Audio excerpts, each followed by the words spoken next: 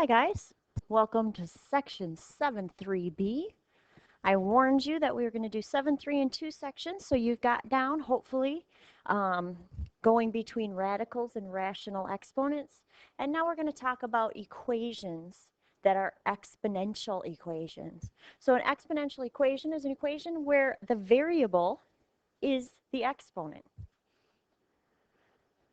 So we've got ourselves um, something like, well, we'll talk about it. I'll give you an example in just a second. So an equation in which the variables are in the exponents. Should be probably just one variable, but so the power property of equality. I will never ask you specifically what this is, but what it says is if you make the bases the same value, and everybody remembers, right, it's a base to the power. So if you make the bases the same value, you can solve the equation from the exponents.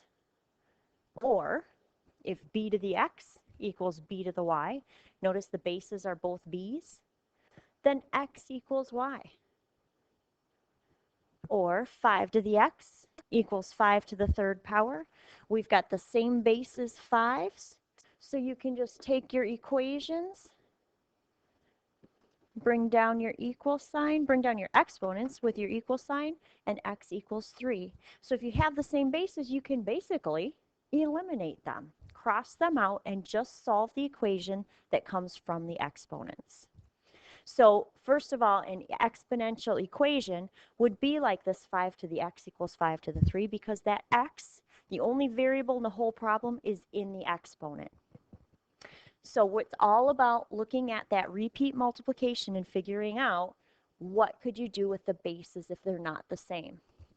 So here's your job to solve these. We'll talk about this and then we'll do a couple examples. To solve an exponential equation, rewrite it so you have common bases.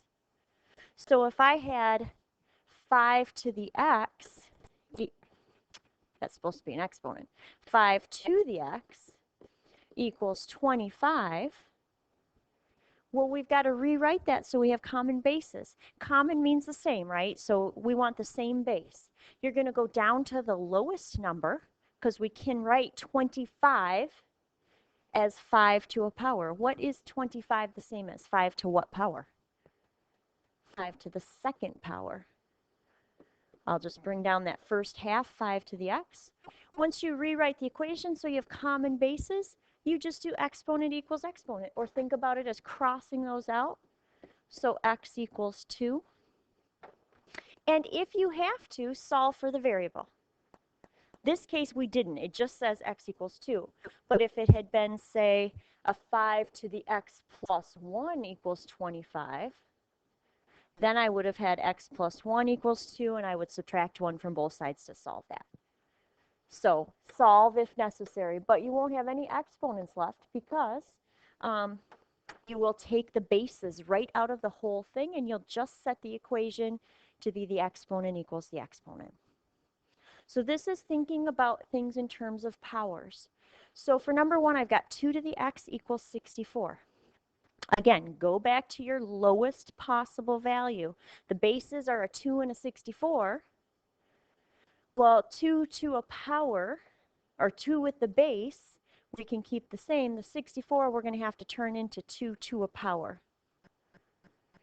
So you go to your calculator and you figure out how many times do you have to multiply 2 so that you got a 64. 2 times 2 times 2 is 2 times 2 is 4, times 2 is 8, 16, 32, 64.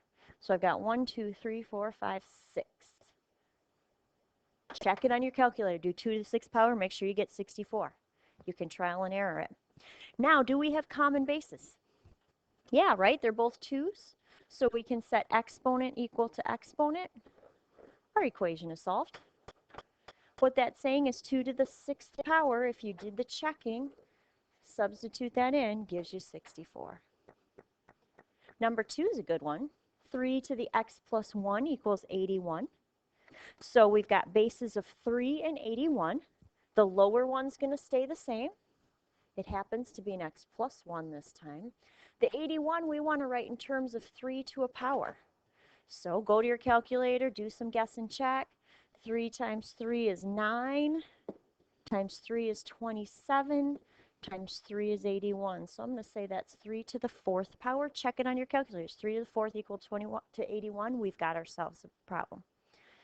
Now that I've gotten my bases to be common, I'm going to set exponent equals exponent and solve if necessary. So for number 2, I'm going to say x equals 3. The hardest part of these is making the common bases. So let's skip number 2. I'm sorry, number 3. Feel free to do that one, double check, make sure you're on the right track. It just gives you some extra practice. Let's do 5 and 6. So number 5, I purposely wrote it backwards. Some people do not like it when the variable's on the right-hand side. Feel free to rewrite it, if you like, that way. But our bases are 6 and 216. So the 6 base, I'm going to keep the same. I'm always going to change the larger base. So I've got to figure out 216. 6 multiplied how many times will give me 216? So 6 times 6 is 36. 36 times another 6, I believe, is going to be 216. So I've got 3 6s, 6 to the 3rd power. Do I have common bases? So I can set my equation to 3 equals 3x plus 2. I'm going to solve if necessary. So I'm going to start by subtracting 2. If you switched around your order, it's going to be a little bit nicer. So I've got 1 equals 3x. This is the part that messes sometimes people up.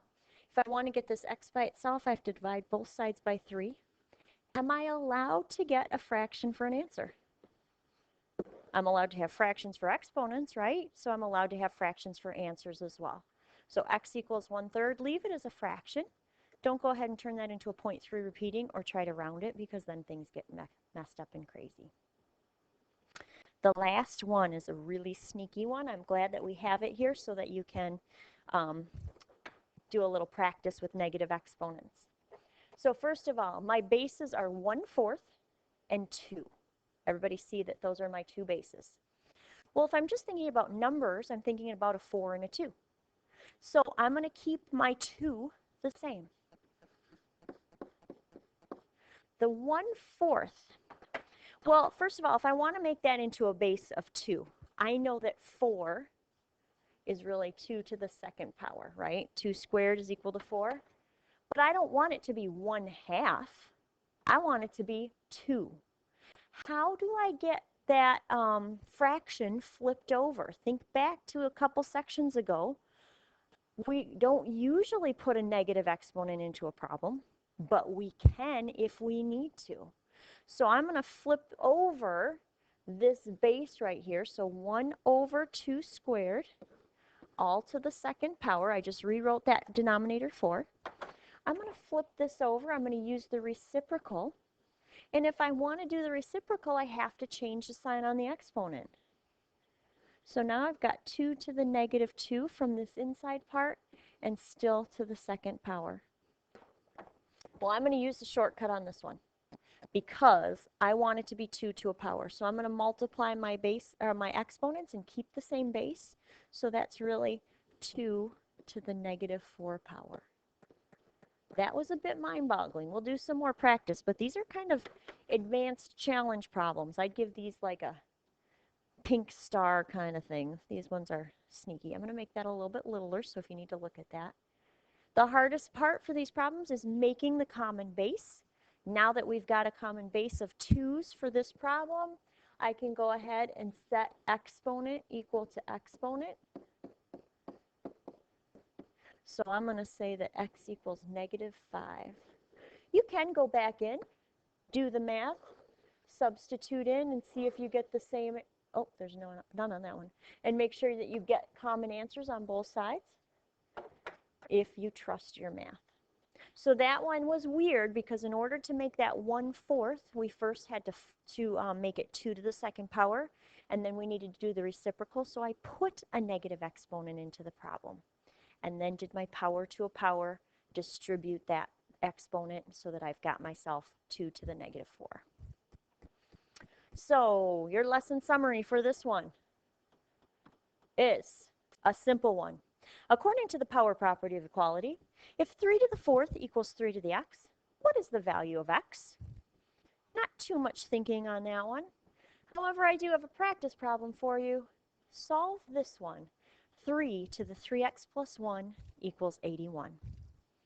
Good luck and goodbye.